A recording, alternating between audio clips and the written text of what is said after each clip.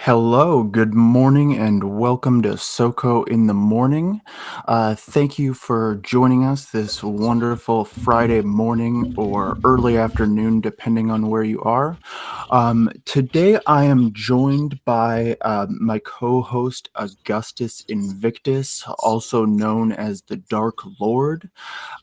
He's done a lot of great work with Heel Turn and the American Legal Defense Fund. So yeah, Augustus, if you'd like to introduce yourself add anything else there, feel free. Yeah, well, first of all, I love that intro music, man. I did not realize Eternal Reich was so versatile. And I also wanted to thank you. I was going to say thank you for the promotion to co-host, but then, I get the full Dark Lord aristocratic title. So many thanks. Absolutely. Glad to have you here. So let's just go ahead and jump right into it. This Jussie Smollett case doesn't really seem to go away.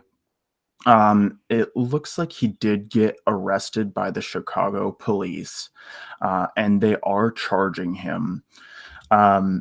Now, he has been released since then, and he's actually back on set. And I in one of the articles I saw that he got back on set actually yesterday, and they sent him home because he had been clearly crying. So it definitely seems like things are not going well for him. Yeah, that poor guy.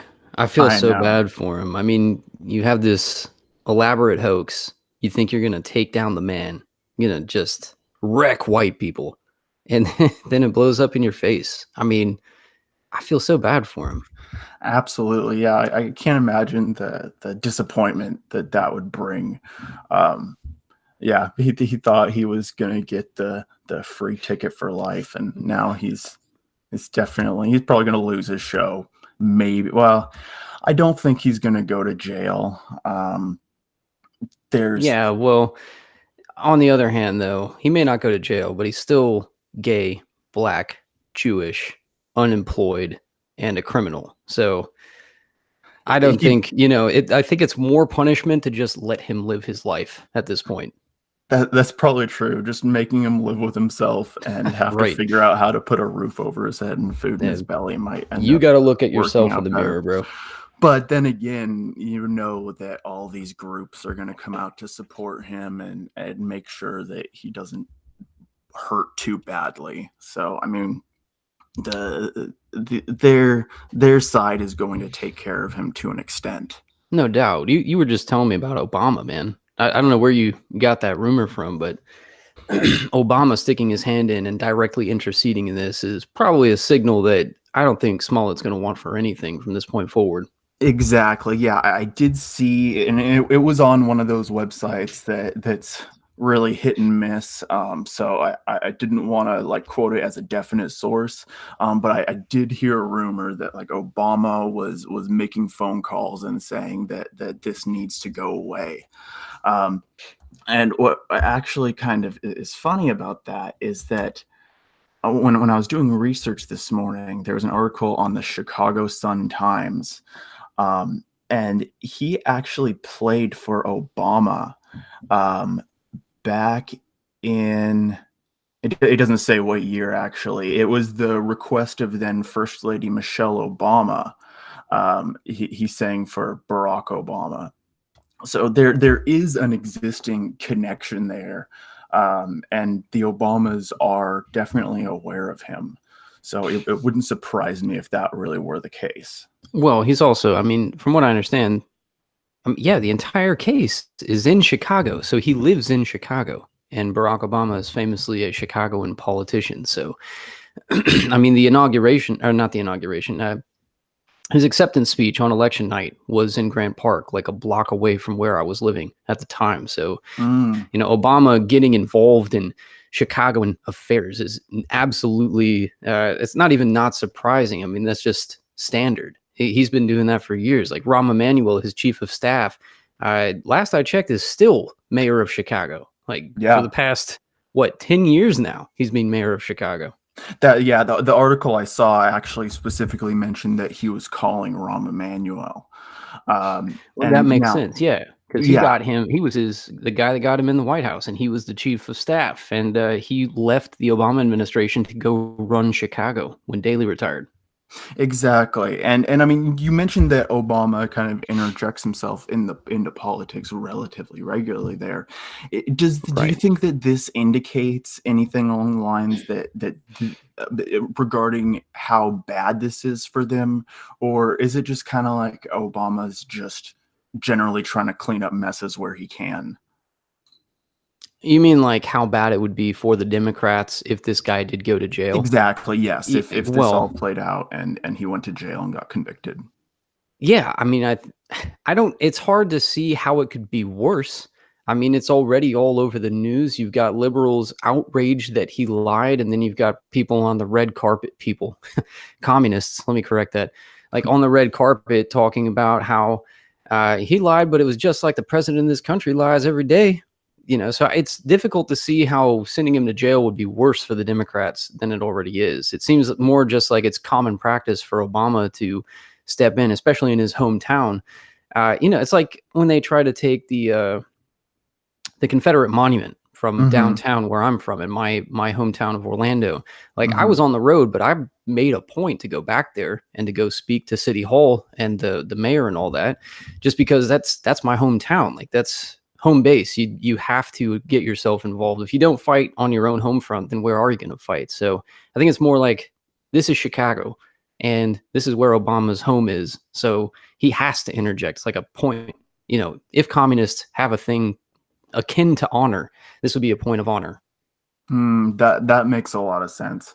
And two, there's also the aspect where a lot of actual Democratic politicians spoke out in support of Smollett. So he could be thinking of like saving face on a broader level of all the Democratic politicians that tweeted out in support of him. Um, That could be, yeah. I mean, everybody's got 2020 on their mind right now. I'm actually Definitely. surprised Obama isn't running himself. He's not eligible to run, is he? Yeah, sure. The constitutional mandate requires that you can't have more than 2 consecutive terms, but you can certainly leave office for a term and come back. That's perfectly legal. That's why I'm surprised he hasn't pulled that card yet. Because he could, Hmm. I think he would win if he ran against Trump. He would definitely give him a run for his money at the very least. Has Yeah. that? I mean, and this is entirely news for me. Do you happen to know off the top of your head if like a president has ever run again like that? Not off the top of my head. Oh, okay, so No. it Yeah, would be. because yeah, because Roosevelt was the last one, right? And Mhm. after Roosevelt, then they passed that constitutional amendment saying we're never having another Roosevelt situation again. And I can't recall since Roosevelt anyone doing something like that. Yeah, I mean, I guess this is a time when there's a lot of unprecedented political moves going on. So I Right. it wouldn't surprise me too much, but that would definitely add a really interesting dynamic into that whole thing. Um, and so I guess moving on a little bit, we'll get back to the 2020 stuff to talk about that a little more. But I wanted to shift over to China. Um, they've been doing gene editing over there, like experimentation with gene editing, and they actually used CRISPR to genetically modify this pair of twins. And the genetic modification was intended to make them resistant to HIV.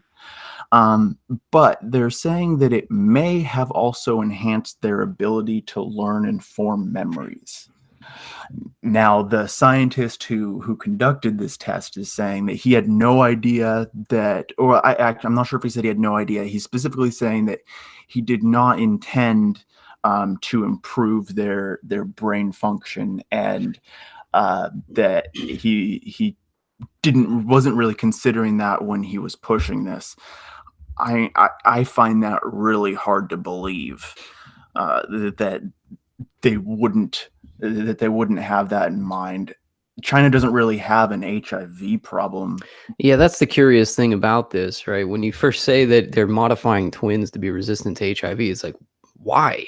Like, what is there like a market demand in China for that? Is this like a one of the points on the platform of the Chinese Communist Party? I mean, why make twin if you're doing genetic engineering, why HIV? Doesn't make sense. Exactly. If it was something funded by like Bill Gates, I could see that being the case, where he's just into making letting Africans reproduce as much as possible. Hmm. And so I could see that being the case. But China doesn't really seem to care that much. They don't seem as concerned about the plight of HIV ridden people in China. I mean, maybe I'm wrong. Maybe there's just that divide in culture and communication where I'm not picking up on that. But to me, it sounds like the HIV resistance was more of an excuse to just go ahead and make some super babies. Yeah, well, that's the other thing. I guess because it's not in America. I mean, here in America, there would be just outrageous ethical concerns. I don't mean they're outrageous. I mean like people would be outraged about the Hmm. ethical concerns. Whereas China, like, who knows what they think about ethics and medical science and all the rest. So it seems like that would be a better place to hold these experiments. It's in some town whose name I can't pronounce, Shenzhen. So it's not like it's, like you said, funded by Bill Gates. Um, do you have any idea who did fund this? Was it the Chinese government? I believe it is the Chinese government, if I'm not mistaken. Let me just double check that really quick. From what I was seeing, it was the Chinese government. It may have been like a university. Well, they I did mean, the research at the Southern University of Science and Technology in Shenzhen, but and I I don't mean, know if they were the ones funding it. I mean, isn't most stuff in China required to go through the government to some extent? So, I mean, To my is there a knowledge, yeah. divide between academia and the government to that significance? I don't know. It's a good question. I mean, just like the state schools here, right? Like they're technically connected to the government, but who knows what the dividing factor is?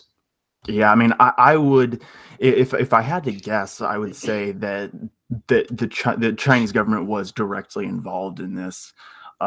Just judging from everything that I know about China, and now this kind of it's interesting. Um, JF over at the Public Space wrote that book called The Revolutionary Phenotype, Right. um, where he specifically said that we should outlaw gene editing, specifically because people will just edit their genes and then their kids are going to outcompete ours. Um, I mean, I'm not. I mean, like it seems like this is going to inevitably be sort of an arms race once we Yeah. get past this initial ethical jump. Well, the other thing to consider is like, what if the people in power here have no interest in that arms race? What if they, what if it were possible for the ruling elite here to want to wipe out the native population, which is, you know, the total conspiracy theory, of course. But like, I wrote a law review article back when I was in law school. Obviously, no one would ever publish it, but it was promoting eugenics. And Mm-hmm. I was saying that not only is eugenics constitutional, which was the first half of the article, but also it's desirable that we should have state sponsored eugenics programs. We should be sterilizing people who are, and disclaimer, I'm going to reject this, so don't strike us on YouTube. But I was saying we should sterilize people who are mentally retarded or who have communicable diseases, especially things like Huntington's disease, which kills a child by 5 years old in a very painful manner. Mm-hmm. And that would, bring the bottom up, so to speak. But then you realize, like, once I graduated law school and I started working in law, and, my dad was a lawyer, but I never, worked with lawyers in the same capacity, like on an even keel. But when you start doing that, you realize a lot of lawyers are fucking stupid. Like, they're not intelligent people. You meet the bureaucrats that are running the courts and the government, and you realize these are just people, and they should absolutely not be in charge of who has, children or not, because the people Mm-hmm. who are in charge, they hate us, and those people, like, if we were in charge of eugenics programs, we would be, trying to create the Superman. We would make our children stronger. We would make them Mm-hmm. smarter, faster, more creative, more artistic, better communicators. These people, they're more like Harrison Bergeron, like that Kurt Vonnegut story, where they want everybody to be equal, which means bringing down the best. They would end bloodlines like ours. So I went completely 180 on the eugenics question. At this point, I'd agree with JF. Like, if it's not outlawed worldwide, then, like you said, it's going to be an arms race. And the people who are in charge of us, they're going to try to wipe us out. Well, yeah, I think there's a distinction to be made there, though, between gene editing and eugenics. Because eugenics is kind of a guided selection kind of thing, whereas gene editing is giving us abilities and traits that we wouldn't have otherwise That's had. true. So there's an academic debate that's been raging for years, decades, Hmm. about the differences between positive and negative eugenics, where negative eugenics is, like I'm saying, like, you should sterilize these people so they don't have mentally retarded children or children with Huntington's disease or AIDS or, missing limbs or whatever else. Hmm. Positive eugenics would be gene editing, genetic engineering. There's a debate over whether your baby should have blue or brown eyes. If you could change that, should you? Would it be ethical? So all of these questions have been debated in the academic community for years, and now it's become like a practical question. And there are still no real answers, especially with like the values differences we have among organizations, demographics, and just plain individuals in this country. Now, could they, I mean, theoretically, they could use gene editing to make a more compliant and productive population. So, I mean, the eugenics wouldn't even necessarily need to be beneficial for all of us. That's true. Theoretically, yes, they could make you more compliant. I had a professor who was a German who had exactly that theory of why Asian civilization was different from European civilization, because his theory was that things like disobedience and counterpoint individuality, they were bred out in Asia because they had those honor cultures that were family focused and community focused, whereas Europe had a completely different value system. So we just bred different sorts of people, and that was genetic.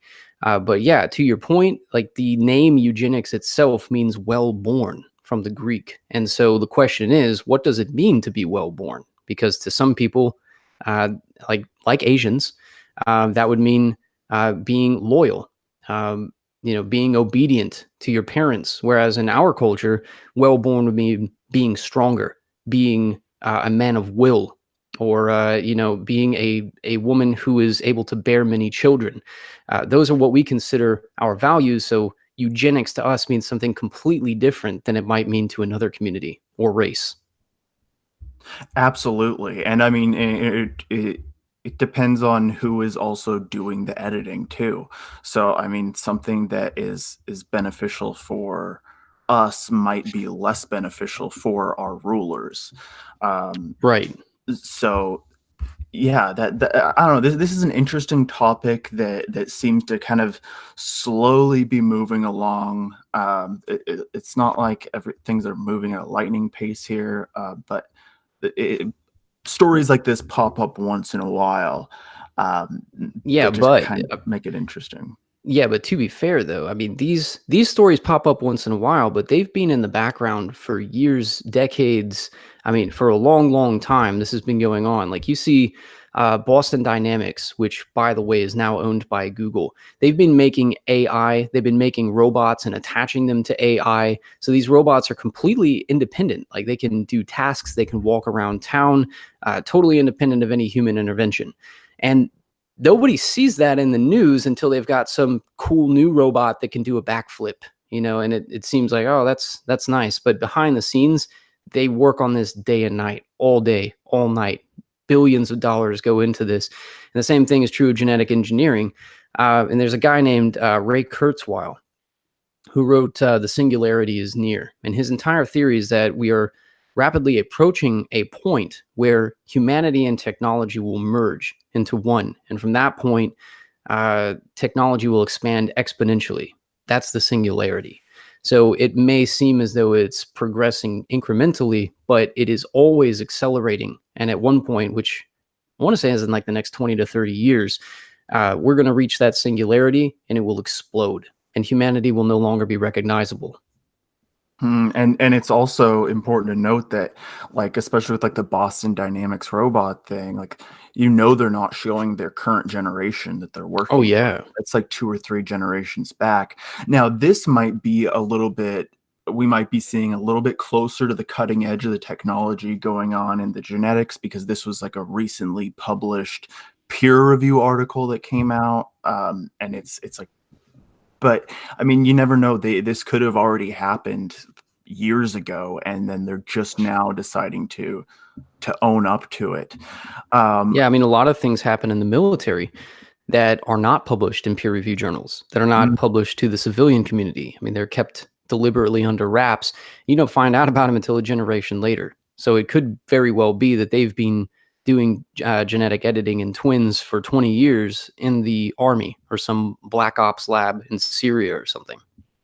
So, I mean, if we reach the conclusion that like gene editing and eugenics is a bad idea, for humanity to engage in, do you think that like global conflict could possibly end up being sparked over something like this in the future? Where Yeah. like if China insists on doing this research and then we say no, this is absolutely something that shouldn't be done. Yeah, I mean, the same thing is true of, say, chemical weapons, right? Where if somebody's developing nerve gas or mustard gas, the U.S. would wage a war over that. I mean, we have conventions over it and everything. You talk about nuclear weapons, and the theory is like these rogue states, whether it's Iran or North Korea or whoever, these so-called rogue states who are just enemies of us or Israel. They are sympathetic to terrorist organizations, and they'll just let one of these nukes go. One of those nukes is going to end up in New York City, and that's going to be the end of New York City. So that's their reasoning, their justification for blacklisting these certain countries, keeping them ostracized from the international community. The same thing would be true of eugenics. So if China started making super soldiers, soldiers who were impervious to pain, soldiers who were twice or three times the strength of normal men, soldiers who could compute at the rate of a computer processor in their own heads, because chips implanted in the brain, they are a thing that they've been developing for many years now. Mm-hmm. If they started doing that and they had this super army, you bet your ass the US and all European countries, the whole international community would say, whoa, we can't have this sort of thing. And that would definitely spark a war. Interesting.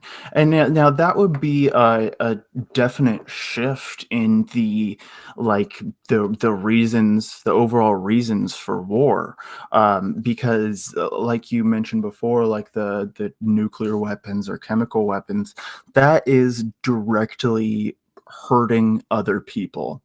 And now I realize the reasoning behind both of those things is that basically you could wipe off all life on Earth if you let that get out of control. But this would be the first thing that time I can think of where like war, global conflict would be sparked over something where it's not someone getting outright victimized, unless they can somehow find a very unfortunate gene edited person, I guess. Well, I think you're right. Like it would be a novel thing. There's no precedent for something like that. But I think the clever international lawyers would probably base it on the precedent of things like nuclear weapons. And they would say, look, we have things like NATO. We have things like the ballistic missiles treaty between the U.S. and Russia at this point, formerly the USSR. But we have these international treaties to prevent arms races, to prevent nuclearization of certain countries. And so all we'd have to do is let's go to the United Nations or whatever, and let's pass a resolution that says no super soldiers.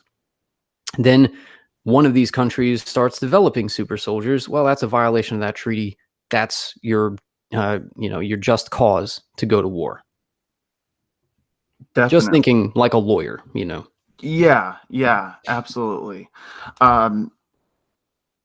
Yeah, I could definitely, but is this an inevitability that we're just kind of trying to delay as much as possible? I mean, is this something that we can actually resolve or deal with? Yeah, well, I think, yes, to answer the first part of the question, yes, it is an inevitability. Just like our teleological ascent toward a world state seems to be an inevitability. Mm-hmm. The question is, whether it is undesirable. Because you and I might think that, living in a technological industrial society that enslaves us is undesirable. Then we might think that it's undesirable to have a world state that is governed by some, hostile group.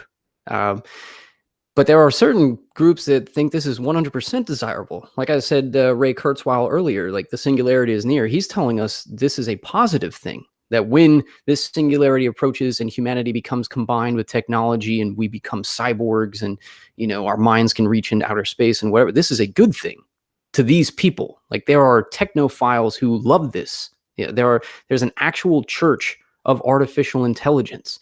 Like these people, a lot of them in California, they have gone so off the rails, divorced from reality, that they literally worship technology. And these are the same people that would want a world state because they want to outlaw war.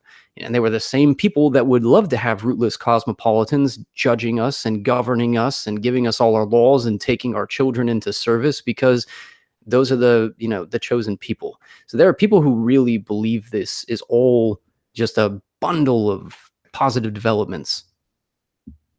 Definitely, yeah, and that really is a threat, especially because like this is kind of part of the reason why I'm not a huge fan of like the prim, like the hardcore, like anti-technological stuff, is because the to an extent they have some valid arguments about like the merits of technology. It's just a matter of us learning how to apply it properly. Um, Yeah. Well, I mean, I'm a big, not even fan. I'm more like a disciple, like an acolyte of Ted Kaczynski. But mm, at the same time, as much as I would like in utopia of my choosing to have mhm. an aristocratic feudalist society where there's no technology and everybody's working with the land, no more computers, no electricity, like that would be wonderful. But like this is the real world, and I don't, even if we had in America a movement to completely deconstruct technological industrial society, China ain't going to do it. Like No. Russia's not going to do it. Our enemies will continue to have this technological superiority, and until we destroy ourselves with it, there's no shutting it down voluntarily, I don't think. Exactly. We just have to learn how to work with it and how to properly apply these things, um, or else, yeah, we are just going to get very quickly outcompeted. I kind of wanted to move on a little bit to another topic. On Wednesday, we talked about how Chase Bank was shutting down some different conservative pundits' bank accounts. Mhm. Rambo Biggs, Enrique Torrio, Martina Marcota, and I saw this article on the Gateway Pundit, and Laura Loomer is trying to jump in on this, but Of it, course she is. I think she's trying to like I think she's trying to play another tire incident here because she's not saying that she got her bank account shut down. It's that she can no longer access her bank account from the app. So That's terrible. So she has to go in person or like call them over exactly, the phone. and I don't even. I mean, maybe the desktop or like web version works. All that I can see on here is that her app stopped working and she called Chase and they couldn't help her. So I don't know. It's just kind of funny. I think she's trying to jump onto this bandwagon, and Oh, she no doubt. Wait a minute, they didn't they didn't shut down my bank account. How do I get in on this?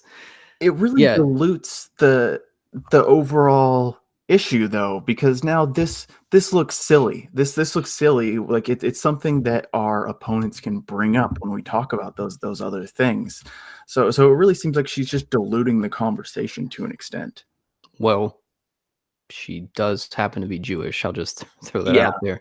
But I mean, this has been happening for a while. Like when it happened to Joe Biggs, who I like, by the way, and Mhm. it happened to Enrique, who we're not on the best of terms, but like this happened to them within a couple days of each other, and I was like, well, welcome to the club, gentlemen, because like Marcus Fela and I have had our bank accounts shut down. Like I had my first bank account shut down when I was running for Senate. Like I got kicked out of my own office building back then. Where I had my law firm. So like this dirty game has been going on for years, and I'm glad it's happening to these guys because now they're like, oh, this is what those evil Nazis were telling us about. But did you read the statement by Loomer to the Gateway Pundit? Let me go down to see that. Oh I'll man, yeah, I'll read I it think right it's worth it, dude. now. Okay. Uh, Chase Bank targeting a Jewish conservative activist and journalist is a disgusting attack on our rights as Americans. First, they marginalized a colored man for his support of President Donald Trump. I'm assuming that's Enrique. I think so. Then they targeted combat veteran Joe Biggs. Now they have suspended my access to the Chase app, which I use to manage my bills. These censorship tactics that are being carried out by left-leaning executives like Jamie Dimon, Jack Dorsey, and Mark Zuckerberg are disgusting and depraved. So is I'm she like accusing Jack Dorsey and Mark Zuckerberg, like Twitter and Facebook, of excluding her from the Chase app? I, Or is she I, just like throwing all this in, like everything she can in the same kitchen sink? yeah, I think once she starts talking, she gets them all mixed together. So she just like lists off all the names of the executives just to cover all her bases. Makes sense. Yeah. So I'll continue. I'm the target today. Tomorrow, it could be any one of you who dares to have a conservative opinion or idea. These Nazi like censorship tactics send a There it clear is. message that supporting Donald Trump can bankrupt, silence, and marginalize people who ought to be considered as protected class. Wow. Yeah. And then she just goes on, but yeah, that's the best part there. Calling it. Mark Zuckerberg is a Nazi, is what I get from that. That sounds about right. Mark Along with Zuckerberg Jack is a Dorsey. Nazi attacking Jews for using Chase Bank. The app, that is. I know, and Jack Dorsey and Mark Zuckerberg both disavowed National Socialism on our last call, so I don't know what she's going on about. Did Um, they? yeah, I know, it was disappointing. But anyway, Damn so, it, Jack. damn it, Jack, come on. So anyway, I noticed while I was catching up on the news, the House Democrats introduced a measure to revoke the Trump border edict. Um, I mean, this was pretty much expected, but it's happening. It took longer than I expected, to be honest, for them to introduce something to block this through the Senate. Yeah, I wonder what they're waiting for on the impeachment articles. Like, where's that vote coming out? I don't. Is there like an actual impeachment article coming like on the books, making it through the system, or is that just something that they've been talking about? Yeah, they've been talking about it like since he won the election. But yeah, this was also predictable. It's just this came a lot faster than the impeachment they've been talking about for years. Well, I mean, they've been talking about a conviction of him going to jail for colluding with Russia too. So I mean, Yeah, right. whatever they talk about is it's pretty meaningless, relatively speaking. So I don't know. It's just kind of. I mean, it's not even disappointing. It's just expected. But then the other thing I saw is that the White House announced that around 200 troops are going to be remaining in Syria after pulling out back in December. So, I mean, For what? Like target practice? Well, what are 200 troops going to do? maybe they are. It's just an appeasement thing because there's a lot of voices over there who don't want us to pull out, namely Israel. So it could just be where Trump's like, fine, we'll give you 200 guys, and then everyone else gets to go home. Well, you know what happens when you engage in appeasement uh, measures. Exactly. Hitler takes over. Yeah, exactly. It's not going to work. It's not going to work. Um, but so we were talking also last week about how, or not last, I keep saying that. I know I'm going to keep saying that too. Last episode is that Sanders is running again, and the GOP is going with a socialism versus freedom campaign to kick off 2020. Hmm. Well, it looks like the other Democrats are using that wedge of disavowing socialism and avowing democracy. So he's starting to get hit from both sides on this now, which I'm honestly surprised that they're pushing back against the socialism thing. It is strange, but Tucker Carlson's book on Ship of Fools, he talks about how the left is basically the entrenched corporate power at this point, where like Joaquin was saying on Kingdom of Fear on Wednesday, he was noting that Elizabeth Warren came in a decade ago talking about the banks. We're going to stop the banks. We're going to regulate finance and all this stuff, and now she's one of the club. And she's running for president now. So all these Democrats running for president, like they're all in bed with the banks and the pharmaceutical companies and the war industry and everyone they claimed to oppose just 10 years ago. So, their policies may be cultural Marxist, their rhetoric may be outright communist, but really, like it's the industries that are paying their for their campaigns.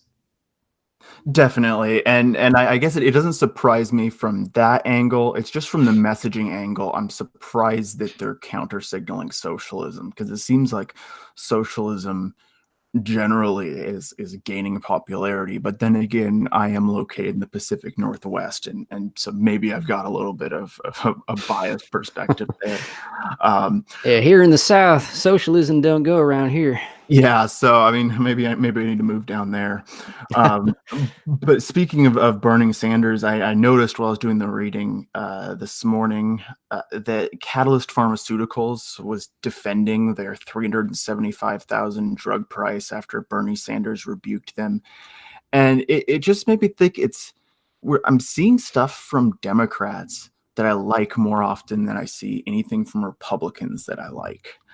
And I mean, now obviously the talking points versus actually following through is a completely different thing, but it's kind of concerning from a messaging standpoint that the Democrats are kind of I would say that they're using more appealing talking points than the Republicans right now.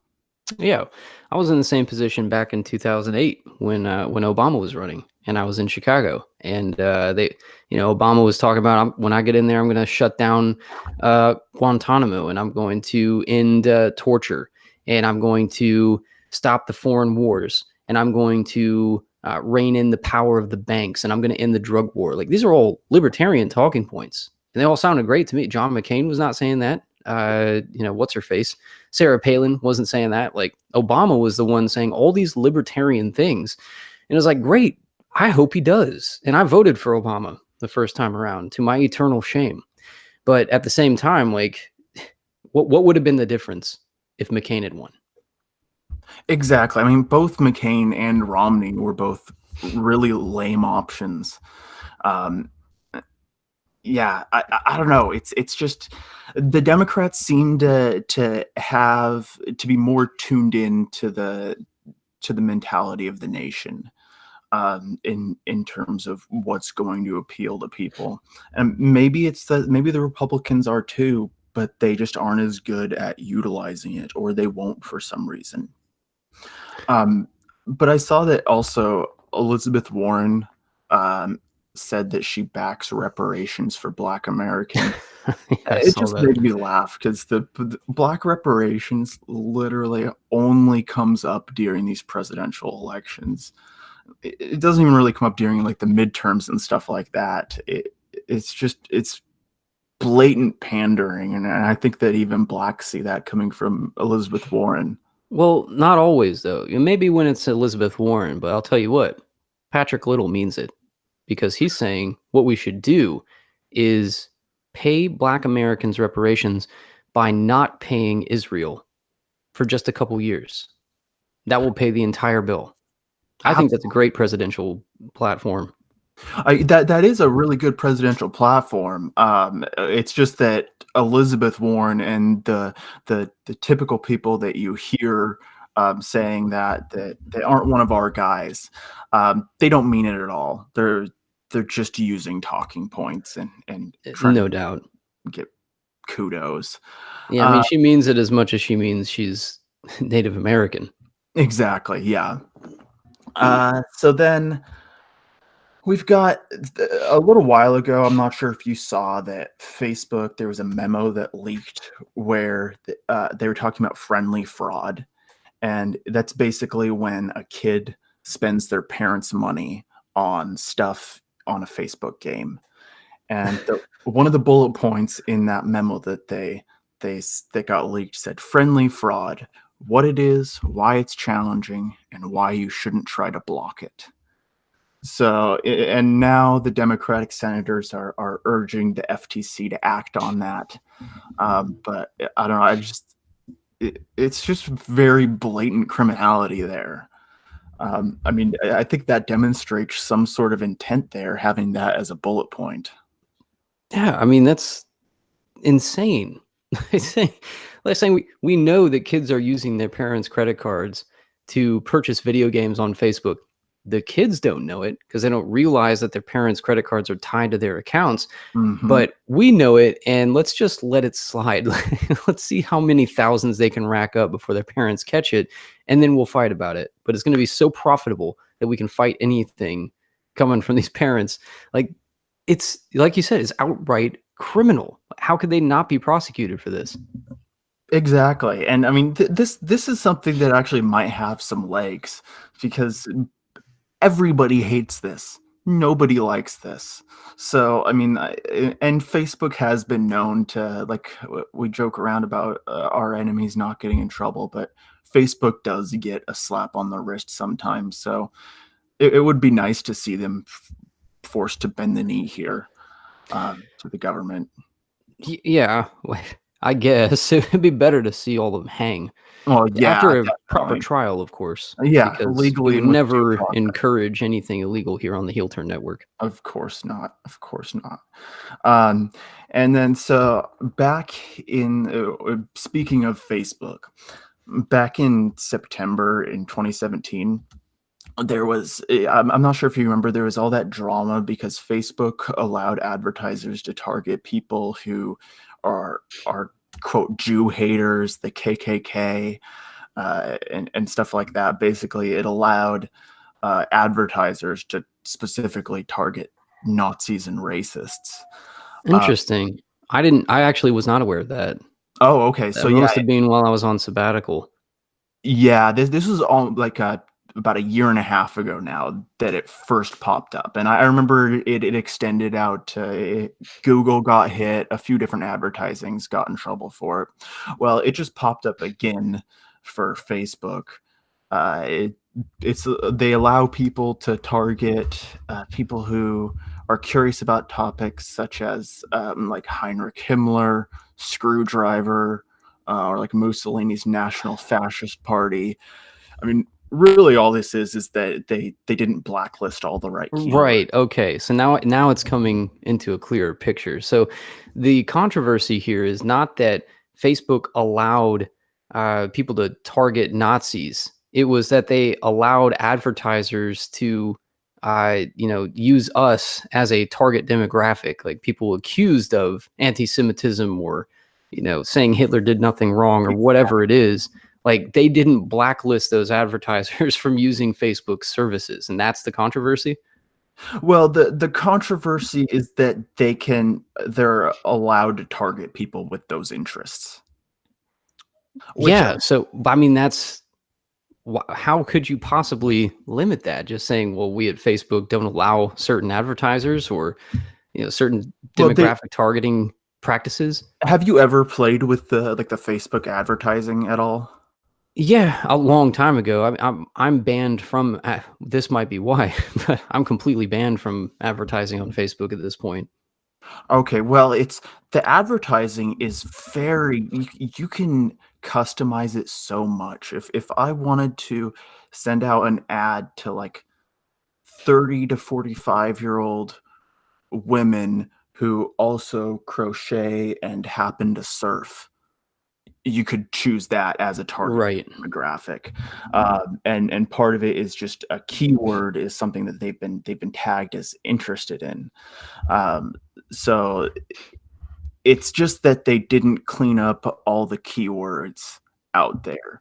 And that's just, I mean, like we know, like with trying to ban like the OK hand symbol and stuff like that, we'll find ways around it. We'll find ways around that. Now, advertising is a little bit different because it's not like advertisers and customers are going to coordinate and say like, "Hey, I'm going to put my interest to some random cartoon, and then you can target us that way." Yeah, I Um, mean, how could you possibly predict every sort of keyword that an advertiser would use? I mean, like when they came out with the trash dove and they came out with the flower, the purple flower, and the alt-right started using those things, Facebook immediately took them off. But mhm. that was they already had put it on the market and they figured, "Oh, these evil Nazis, they're using these things again. We got to remove them completely." But you couldn't possibly predict that if you typed into the interests section of an advertisement campaign, trash dove. How could you possibly predict that that's going to target a certain demographic? Like, you couldn't. Exactly. And yeah, there's always going to be a few keywords floating around out there that's going to let people specifically reach our eyes on there. Uh, and now, I mean, of course, they've been banning us and stuff like that. So, I mean, who knows how effective that would actually be. But I mean, it's funny how we perceive them as being very opposed to us, but somehow they still get accused of working with us. Well, yeah, but that's deliberate, right? So, like the Los Angeles Times is the article we're talking about here. But like when I did the Daily Planet, which was like my morning show where I went through the news, we read the New York Times all the time, and the New York Times in their news section would have articles like this where they're like, Facebook is spending $2 billion on virtual reality development or whatever. You should spend $2 billion on censoring Nazis, like censoring hate speech, censoring anti-Semitism. This is allegedly in the news. It's not the opinion section. They were just balls out. Like, these are the practices at Facebook. This is what Facebook should be doing. That was like a prescriptive demand. And so as they went on month after month, especially after Charlottesville, they started picking up the speed on that. And they started, blasting Facebook for not censoring the right wing enough. That's when Facebook finally got into gear. So it's very deliberate.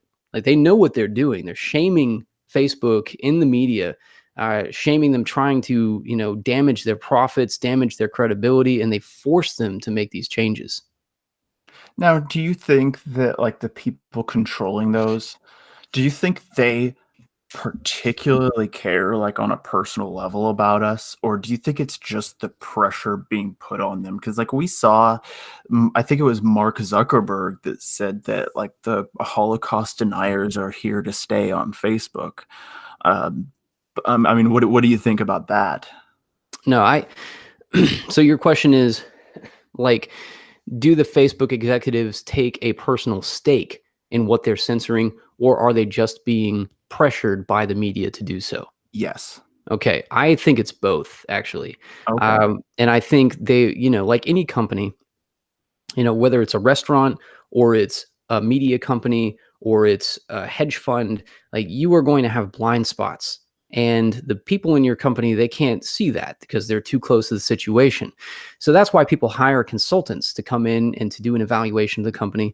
Or in Facebook's case, the media does it for them for free and they point out their blind spots. So when they figure out, holy smokes, the Nazis are using our platform to do X, Y, and Z, then, they're basically thankful to the media for pointing this out to them, and they go and they do it. So they are being pressured, but at the same time, I think a lot of it's just, oh, we didn't realize we were doing that. But they also do absolutely have a personal stake. I mean, his name is Zuckerberg. Yeah. If like, there is no Jew on this planet, sorry to make generalizations, but there is no Jewish person on this planet who does not take a personal stake in being Jewish and therefore in the question of anti-Semitism. Absolutely. I completely agree there. I mean, part of it too is that we're probably just outright a difficult problem for them to deal with.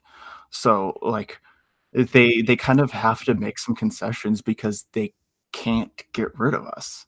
Yeah, kind of like the U.S. military making concessions to, Al Qaeda Yeah, or other tribal fighters in Afghanistan, um, or, guerrillas anywhere. Like, there's comes a point where you kind of have to realize the battlefield situation, and you kind of just have to live with it. Just like the Soviet Union and Afghanistan, just like Napoleon and Spain, the native population, they're very hard to exterminate.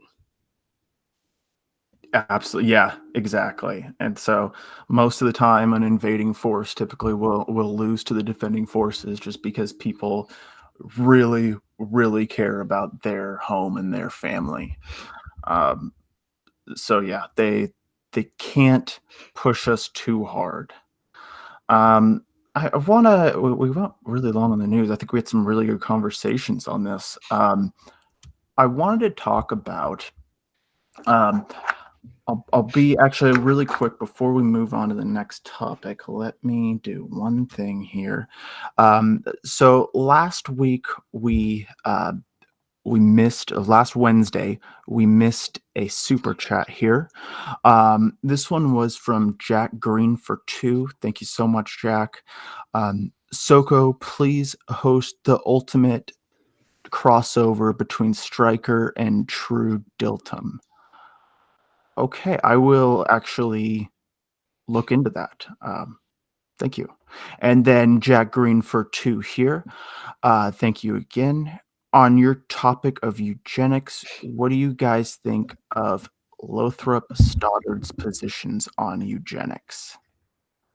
I do not know who Lothrop Stoddard is. He wrote The Rising Tide of Color Against White World Supremacy. Infamous racist book. I see. Okay, he was. I'm looking at the Wikipedia article here. According to Wikipedia, he was an American white supremacist historian, journalist, and political scientist. Then he wrote about eugenics and scientific racism. I mean, I would just have to say I'm totally ignorant about this. I would have to do some reading and get back to you on that. Do you have any thoughts on that, Augustus?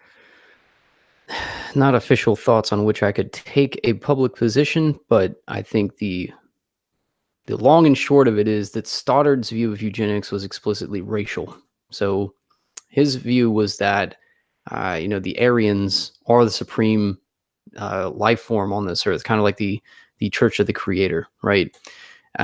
So his conception was the more we have immigration, the more we breed with other races, the lower the eugenic quality. So any eugenics program should be explicitly racial. His work, like, it's well known that the German eugenics policies were actually based on ours, and Stoddard was an American. So he was very influential in the American eugenics programs that eventually made their way to Germany. So not taking a position one way or another, just saying that was his view as opposed to Galton's view, which was more just like health concerns. Gotcha. Okay. Very interesting. Well, thank you for informing me on that. I'm kind of a little bit up in the air on the topic of eugenics because I don't think that we're really in a position to execute it right now. But I'll do some more thinking and reading on that, and then maybe we can talk about it some other time. But yeah, Jack Green, thank you so much. I really appreciate it. So moving on to our next topic. Last night on Goy Talk Live, Chris Cantwell got on the show, and there was some drama and stuff, but I don't really want to get into that. The biggest thing that I want to talk about is that they kind of got into the American nationalism versus, I guess, Wignat accelerationism, whatever you want to call the other side of the fence there. So this was the first time I've seen the topic publicly debated, and I don't know if Cantwell was necessarily expecting it to be a topic of disagreement, so maybe he didn't properly prepare to refute the points, but it really seemed like he lost the debate basically and got frustrated by it. That's difficult to believe. I didn't see it, but difficult to believe or just to comprehend, like, Cantwell losing a debate. I've literally never seen him lose a debate. Like, was he taking the AMNAT side?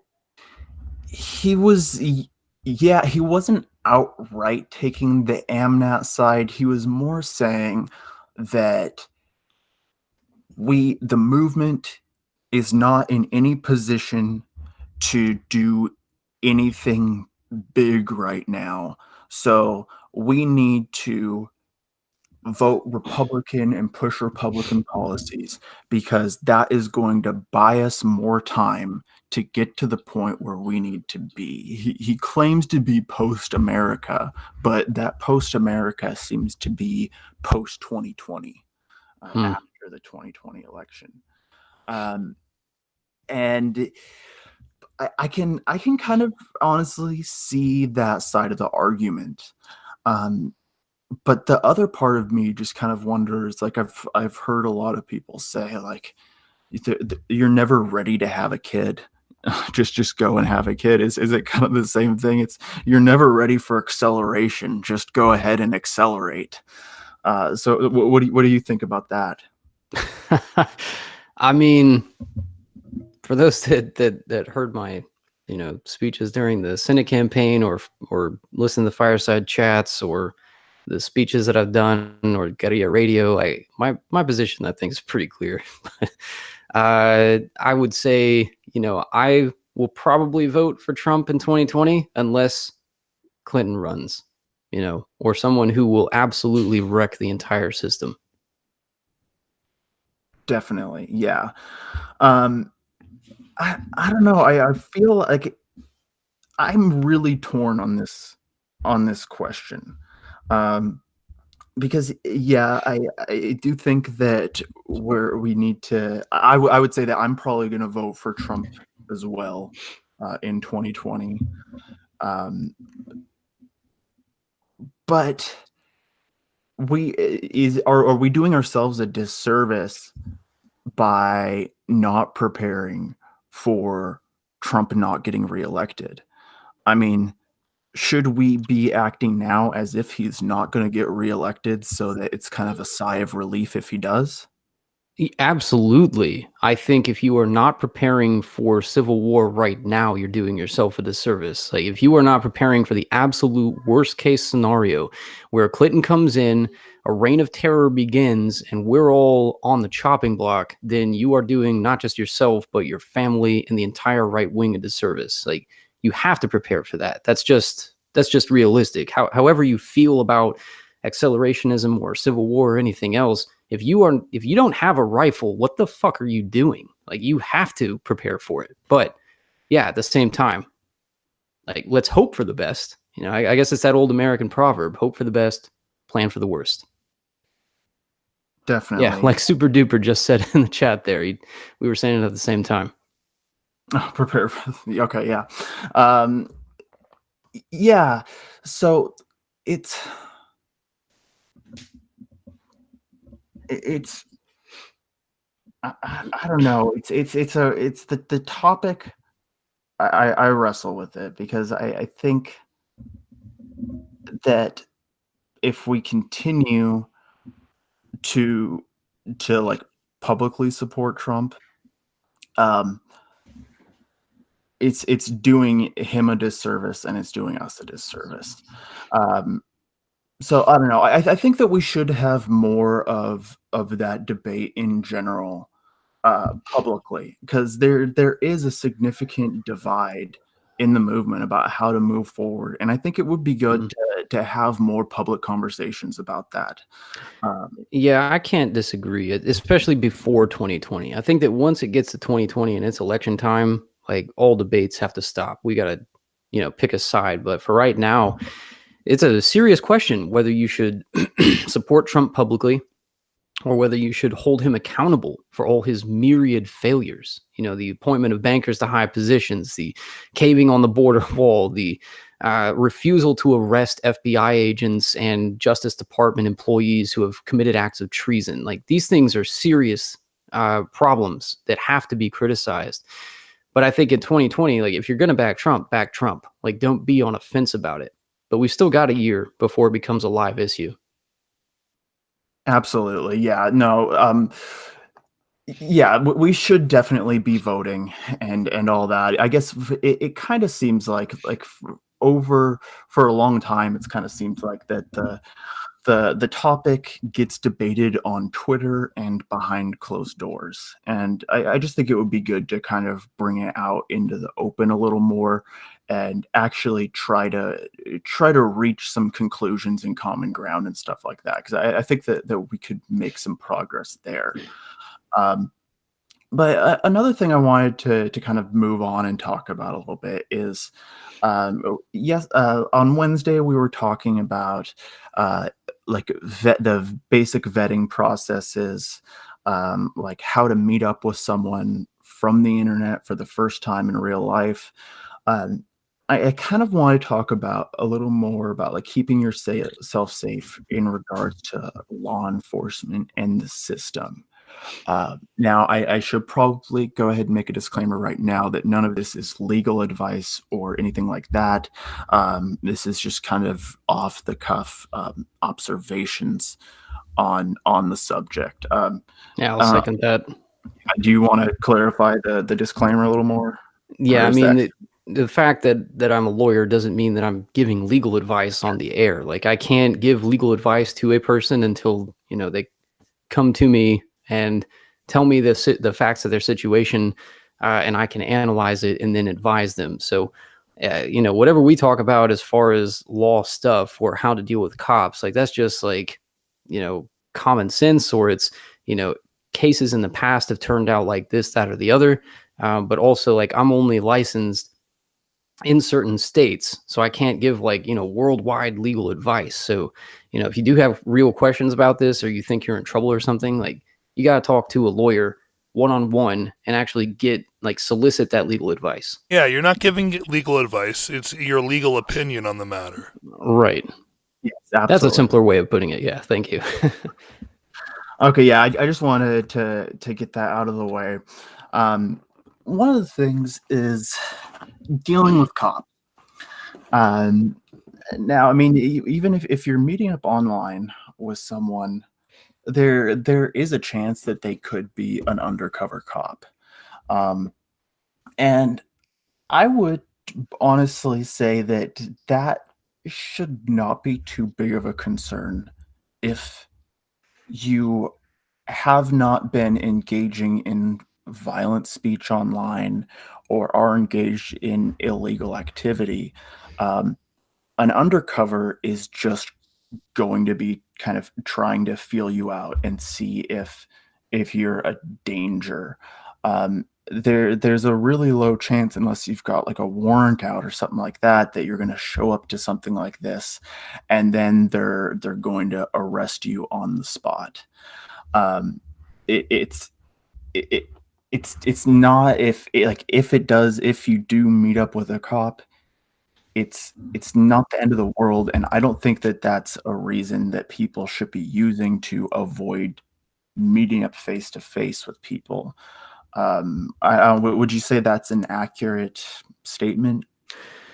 Yes and no. I mean, the fact that you're not doing anything illegal does not mean the cops are not going to set you up. Like, Mhm, 90% of my clients, they've been set up. Like, mhm, yes, there are guilty people like that walk into my office, but like a lot of the times, these political cases, especially when you're in a political case, chances are the FBI or the local police or whoever set it up. Like, they either entrapped you or they're just completely lying about something. They don't care that you're not doing anything illegal. It's a political problem for them. That being said, my MO is always to meet with people in person.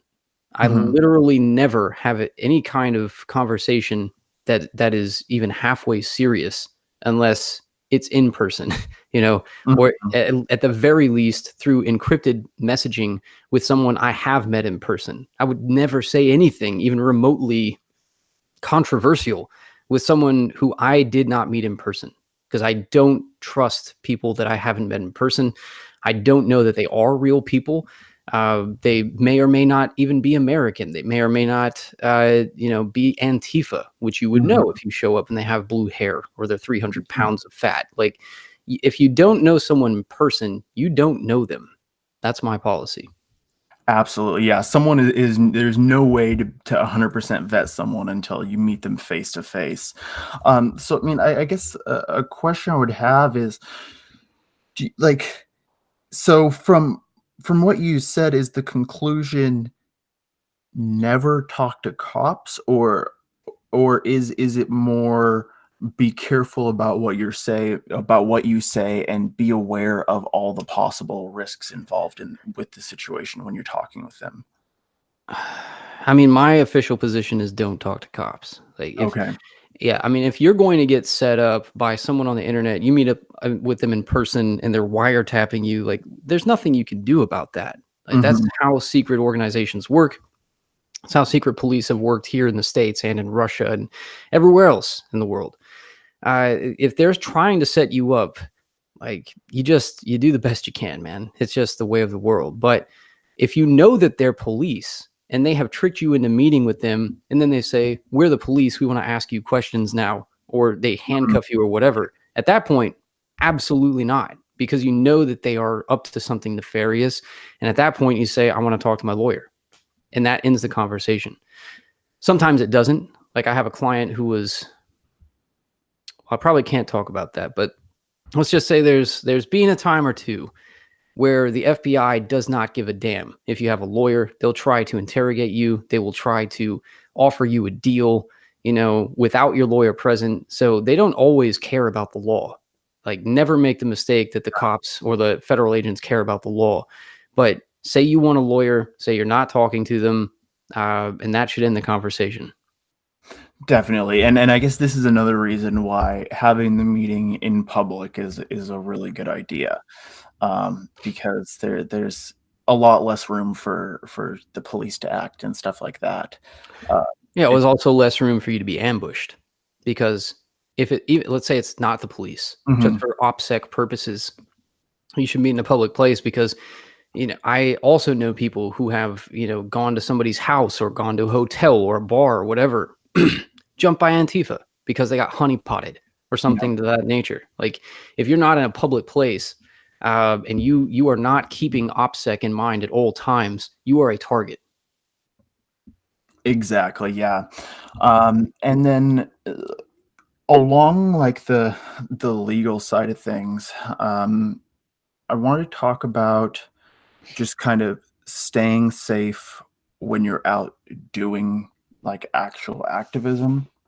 Um, like, if you're out doing, like, a banner drop or dealing with, or, like, doing postering and stuff like that, something to keep in mind is you always if you're postering or putting up signs or something like that, you always wanna use tape because if you use like an adhesive spray or glue, you can end up damaging surfaces, um, or especially windows too. So, and that is where it starts to step into an issue of criminality as opposed to free speech. Um, so I would say that when you're out doing stuff like that, really keep in mind that like learn your local laws about like curfew, putting up posting signs, private property, public property, stuff like that, and just make sure you're not in violation of the law, so that if you do end up getting caught, all they can do is try to shame you as opposed to also pushing legal action on you, which is going to make everything about 10 times worse. Um, So, yeah, do you have any thoughts on, like, just the kind of staying safe while out doing activism like that? Yeah, I think the point you're making is and not to be exaggerated in importance. Like if you cause damage to public property, they are going to try to charge you with vandalism. They're going to try to get a criminal conviction. If you so much as like scratch something, right, just because it's political. I think another big thing to note though is like don't carry weapons, and certainly don't do anything else that would be considered illegal because you don't want to give the enemy any ammunition. So one, instance, and I'm not encouraging anyone to do anything illegal, Mhm, but this is just an illustration from the practice of criminal defense. If you are a drug mule, right, and you are carrying drugs somewhere, like you're driving with a car full of drugs, mhm, you don't drive drunk, for God's sake. Like you mm, don't have, marijuana in your glove box. You don't, have something illegal that's in your car in plain view. Like you're getting yourself caught. So if you are committing an actual crime, you have to be very careful. Not that flyering is, not that street activism is. My point is that if you are engaged in something, you don't want to just give the cops a softball and say, "Here, please arrest me." because if you're driving drunk, you're going to get pulled over, and then hello, you're going to get it cut out there a little bit. I'm not sure if Uh-oh. Still not hear me? All right, so Mr. Jones, you can hear me? Uh-oh. You might want to tell SoCo if he's not. Yeah, all right. So what I was saying is that, like, if you are getting pulled over, you're going to get caught for drug trafficking. So just don't give them that in. Don't give them that opportunity to arrest you. So same thing with activism, where it's not illegal, absolutely not illegal, but the cops will mess with you, and they will run up on you, and they will try to, get in a fight with you, or they will do something to antagonize you. And if you have something like a weapon on you, or you have you been drinking or something, they will charge you with, disorderly conduct or public drunkenness or urinating in the street, anything that they can just to mess with you.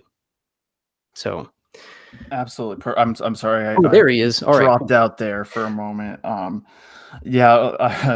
about that. I just wanted to throw in the comment that I was about to make was that the old saying that I've heard floating around was just always only break one law at a time.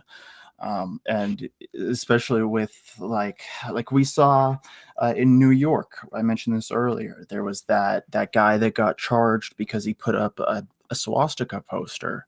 And so to an extent, they are trying to make it against the law to go out and do this sort of thing. I mean, if they could do it right now, they absolutely would. Right. So yeah, you're talking about the New York case, right? Yes. Wait. Yes, the New York case. So like something that's deliberately offensive, I think, was the standard there. And yeah, basically means whatever they want it to mean. Just like we talked about I talked about with Charles Lincoln earlier this week. There's a lady named Alison Chablot in England who was convicted not for Holocaust denial, but for like posting a music video that was grossly offensive was the standard. And like somebody had gone to her website, like sought out the video and determined that they were grossly offended by this video. And she was criminally charged with this and convicted. And we're getting to that point here where, yeah, if you post a flyer with a swastika, like, that's a criminal offense in New York. The only way to challenge that is to take it up on appeal. And and what's stopping them from extending that to it's okay to be white? I mean, honestly, nothing except, what the courts decide. Because at this point, like, the courts are just flying by the seat of their pants. Like, the legislatures are so out of control that there's no constitutional standard anymore. So that's why I'm saying, like, the only way to challenge it would be on appeal. Because if this guy is convicted for something this stupid, then the only remedy is to go to the higher court and say this is unconstitutional. If they say, yes, it is constitutional, you're convicted, you go to the higher court, and so on and so forth. And you make it a free speech issue, which...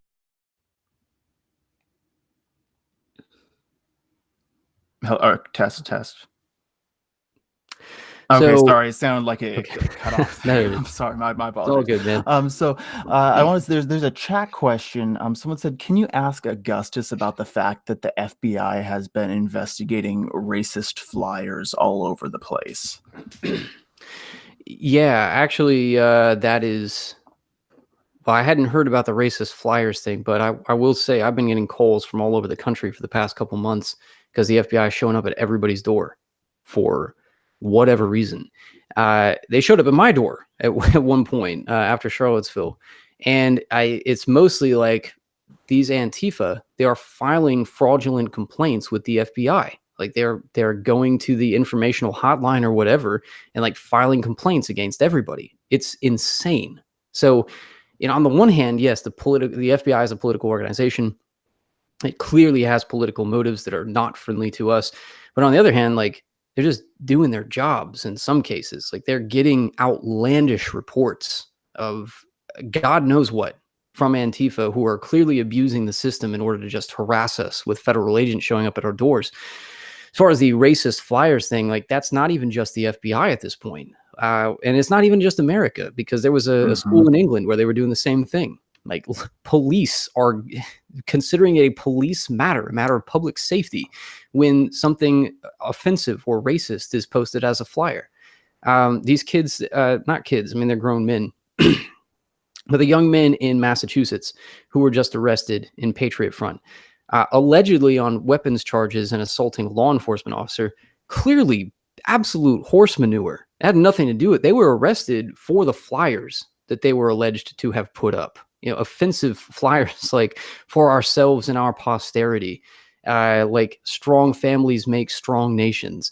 Will your speech be hate speech? Things like that. So it's not even just the FBI.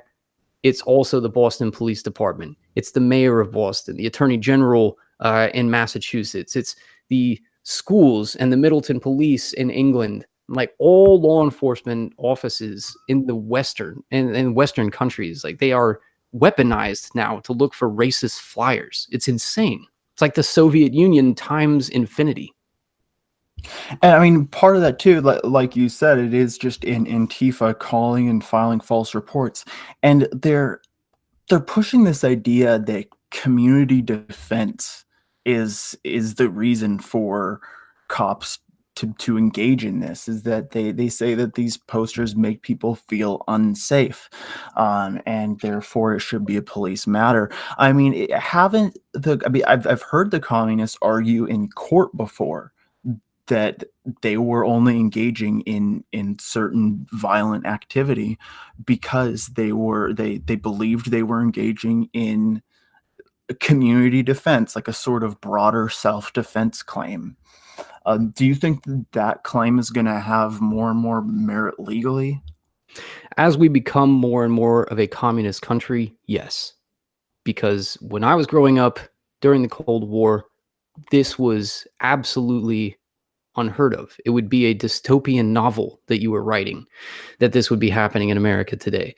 Because back when I was a kid, there was a huge difference between the USSR and the USA.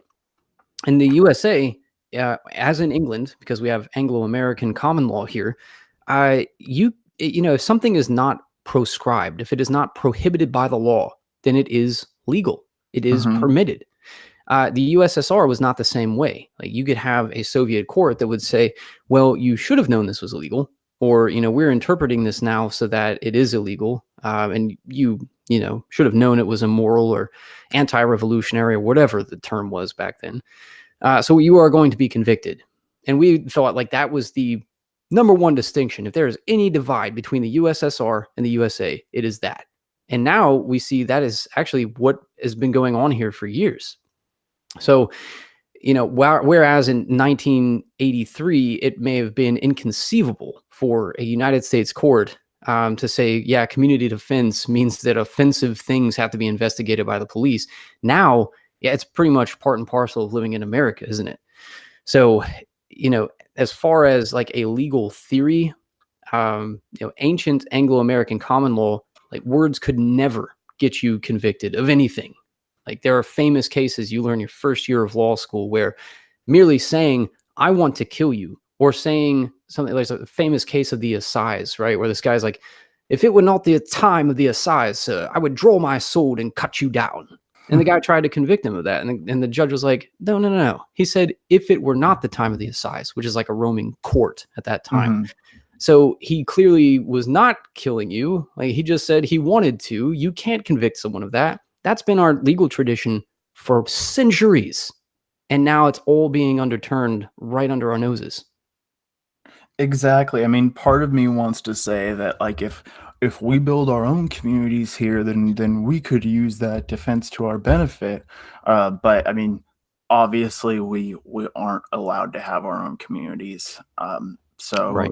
it really is something that it would be nice to be able to, like, this might be betraying my ignorance a little bit here. Can a defense, an argument like that, be like officially struck down by a court? Like, can a You mean precedent for be set community like defense? that? Yeah. Yeah.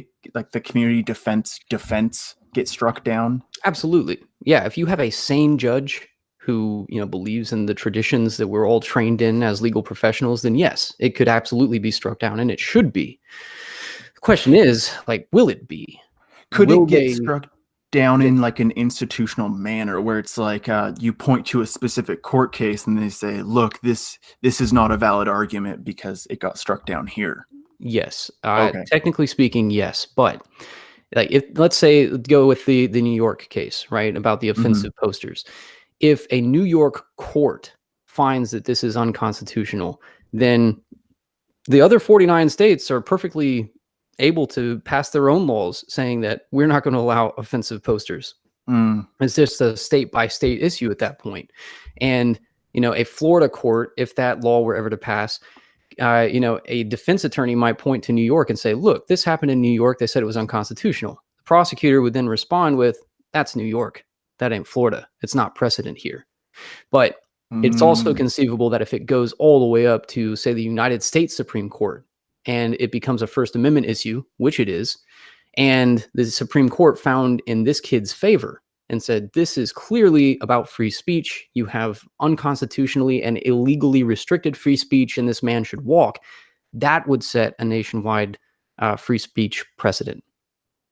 Gotcha. Okay. So, I mean, I guess we kind of can hope that something progresses there. I mean, maybe even with I don't know all the inner workings of the ALDF or anything like that, but I mean, maybe trying to push something like that to the Supreme Court could be something that we have as a goal in the movement. I mean, even if we don't necessarily think that there's a political solution, we can definitely make our lives easier right now by if we have some changes like that made. That's right. Yeah, I'm not at liberty to talk about Mhm. some of the Yeah. cases that we're working on, but I will say that's definitely one of our avenues that we are pursuing. So when we take these cases to the Supreme Court of the United States, like, our hope is that it will change things. So yeah, if you all in the audience want to donate to aldfund.org/donate, it costs a lot of money, Mhm. boatloads of money to take things to the United States Supreme Court. And, I mean, to be successful at it, obviously, like, you could Yeah. file for free, but to win against the machine that we're fighting against, it's the way of the world. Like, you need money to do it, unfortunately. Definitely. Absolutely. All right. Well, yes, that is a great white pill. I'm glad to see that there's progress being made on that front. I'm going to go ahead now and I'm going to read off the prisoners page on Christopher Cantwell's website here again, just so we can get their info out there in people's ears once again here. And then Jonesy, I'll keep an eye on the chat to see if there's anything I missed, just because I don't want to miss anything. So let me go ahead and I will read that off right now. At the Abernathy Charlottesville Regional Jail at 160 Preggery Lane, Charlottesville, Virginia 22902. Let me see that one. Okay, so that's where our guys awaiting trial and sentencing is. This website is confusing because that does not have any names listed that are at that address. But anyway, so if you want to give to James Fields or Daniel Borden, you'd send it to P.O. Box 7626, Charlottesville, Virginia 22906. For James Fields, you would address that to James Fields 631438. If you'd like to send it to Daniel Borden, you would send it to Daniel Borden 631461. And then we have the Central Virginia Regional Jail, 13021 Madison Highway, Orange, Virginia 22960. If you'd like to send it to Ben Daly, it would be addressed Ben Daly, number 1190851. You could also address it to Michael Macelis, number 106 43409, or Tom Gillen, number 106-43408. And then in Virginia, we have Richard W. Preston, number 1916593, Coffeewood Correctional Center, 12352 Coffeewood Drive, Mitchells, Virginia, 22729. And then at the Greenville Correctional Center, 901 Corrections Way, Jarrett, Virginia, 23870. We have Alex Michael Ramos, number 1917415. We also have Jacob Goodwin, number 1931215. And then the last two here in California, we have Will Planer, X-3696365, Sacramento County Main Jail, 651 I Street, 5W224A, Sacramento, California, 95814. And then we have Robert Paul Rundo, number 77104-102, MDC, Los Angeles, 535 Alameda Street, Los Angeles, California, 90012. Okay. All right. Well, thank you so much for coming here and being on the show with me today, Augustus. Is there anything you'd like to say before we wrap up? Yes, actually, since we're talking about political prisoners, Ben and I have been working on consolidating a lot of prisoner support efforts, like letter writing campaigns, things like that, like getting people in contact. One of the things we've been working on is a $4,000 fundraiser, because we're trying to raise $4,000 so that we can pay for everybody's commissary for the rest of 2019. We've already raised $1,000 for this week, but Ben's in charge of that fundraiser, and I'm spamming it in the chat right now. It's paypal.me/politicalprisoners. So if you want to help us get to that 4,000, it's like a very, very achievable goal, and it would pay for the commissary of all our political prisoners for the rest of the year. Perfect. Yeah, absolutely. That is a great effort, and I highly encourage people to donate to that. So yeah, just wrapping up for today. I am going to be on the gas station tonight. I believe that is at 11 Eastern time. And well, thank you so much for being here, and you guys have a wonderful rest of your day.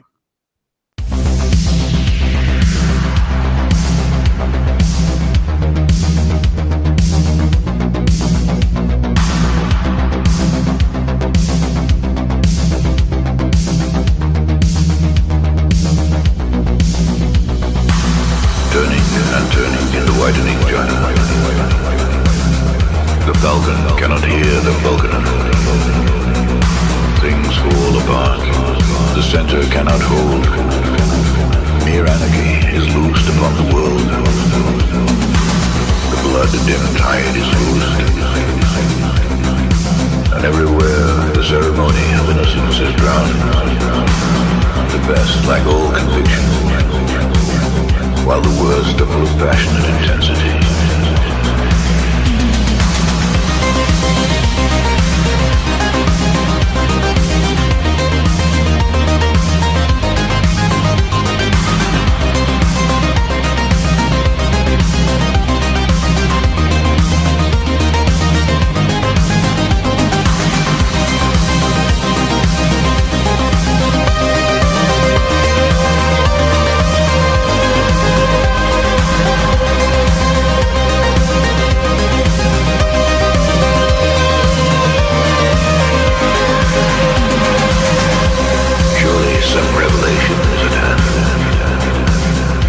The second coming is at hand.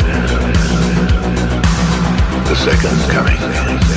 Hardly are those words out when a vast image out of spiritus only troubles my sight. A waste of desert sand, a shape with lion body and the head of a man, a gaze blank and pitiless as the sun, is moving its slow thighs. While all about it, real shadows of the indignant desert birds.